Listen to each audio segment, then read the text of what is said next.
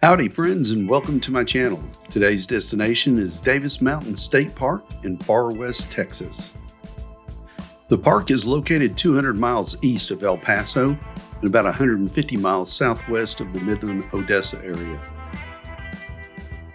If you put Fort Davis, Texas into your navigation program, it will get you there. Just go a few miles on Highway 118 and you'll find the park entrance. With flat desert prairie lands all around it, you will be surprised to notice that you gain elevation as you approach the park, which sits at about 5,500 feet above sea level. This means cooler temperatures year-round.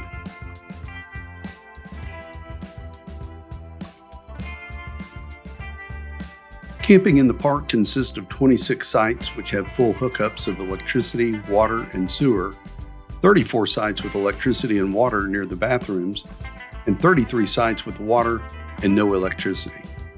If you prefer to get a room, there is the Indian Lodge, built by the Civilian Conservation Corps back in the 1930s.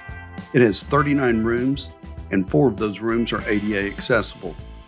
Currently, in July of 2023, the lodge is closed for renovations until sometime in 2024. The park has numerous trails of varying degrees of difficulty, so check out which ones interest you. The Civilian Conservation Corps, or the CCC, also built the Skyline Drive, and make sure you drive up the curvy road to observe the vista at the top. Here is a view of the state park sitting below us as we drive up to the top.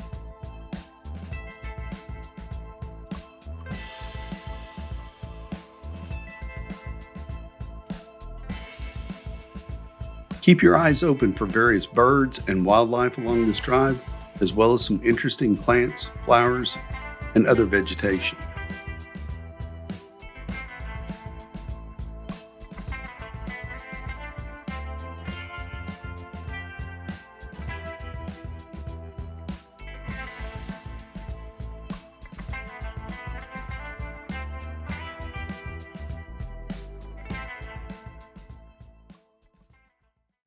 You can see miles in every direction, and you can see Mount Livermore, or Baldy Peak as it is called, which is the 5th highest peak in Texas at 8,379 feet.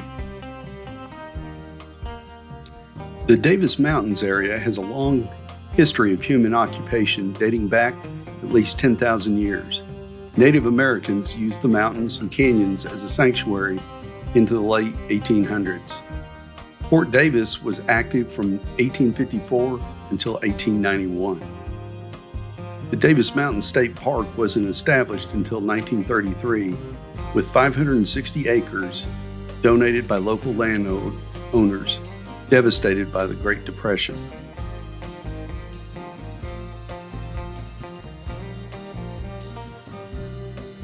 Between 1933 and 1935, the CCC built many of the facilities still used in the park today. The park officially opened to the public in the 1930s, and Texas Parks and Wildlife added campgrounds in 1967.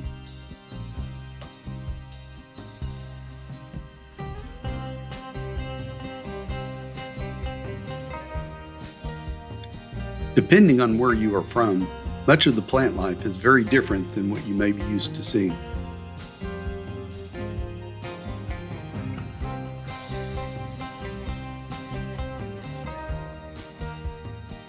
Keep your eyes open in this entire area outside of Fort Davis, as we spotted all types of wildlife, including this javelina that was going across a hill,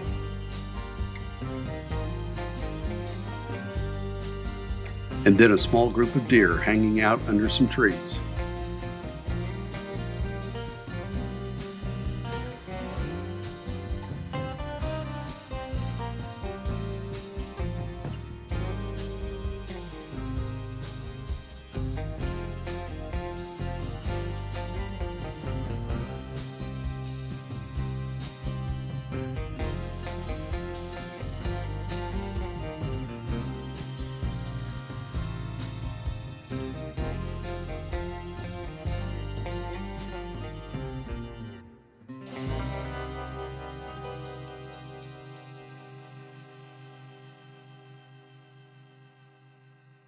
Let's look at some of the campsites in the park to give you an idea of what to expect. I have highlighted the ADA accessible campsites in dark blue and noted other campsites in light blue, which could be sufficient for your needs if you have any mobility impairment.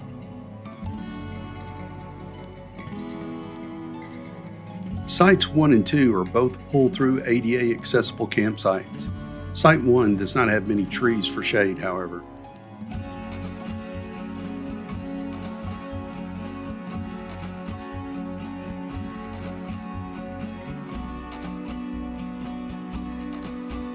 Site 3 is not ADA, but has a lot of shade and could be a good alternative.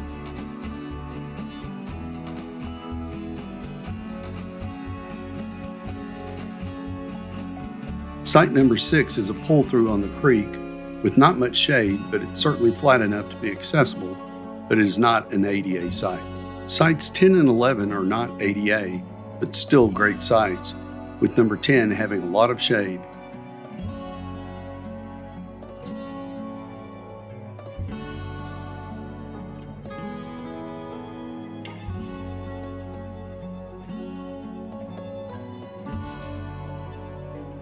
And both have great views of the mountainside behind them.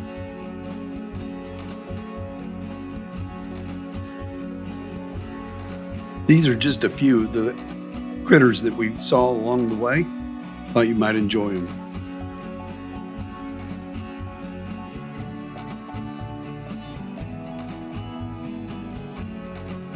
Site 21 is not an accessible site, but is certainly flat enough, has a great view with plenty of shade, and it's a very large campsite.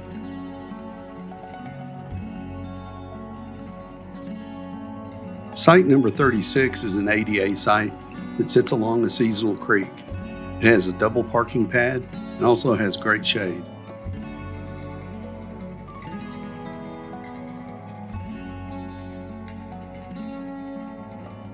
Site 39 is along the creek as well. It was hard to see with the big RV in front of it, but it was flat to the concrete pad and picnic table.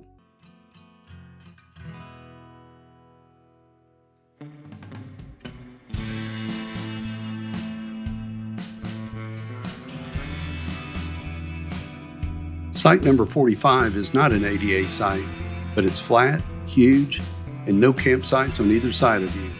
It has excellent shade and a spectacular view.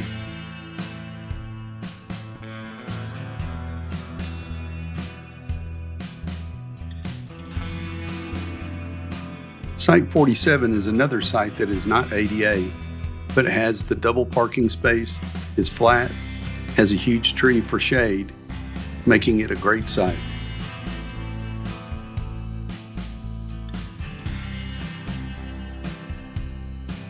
Site number 49 is not ADA, but is at the end of the road and has the double parking area and a huge shade tree.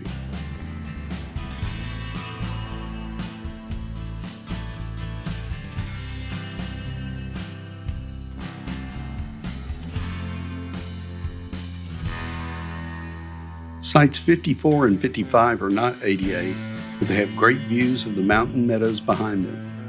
The sites are flat, but the shade is not that great.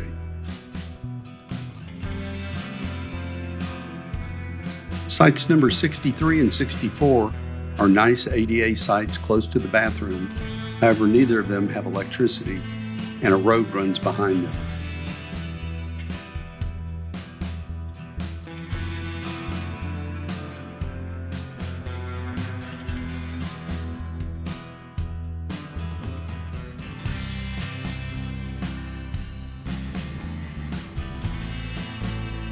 This concludes our campground review of Davis Mountain State Park.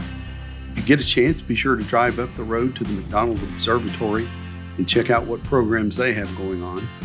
Better yet, just take the Skyline Drive at dark and you will see a spectacular view of the stars, as this is one of the few designated dark sky areas in the United States. If you enjoyed the video, be sure to hit like and subscribe so you won't miss any future videos. Until next time, so long.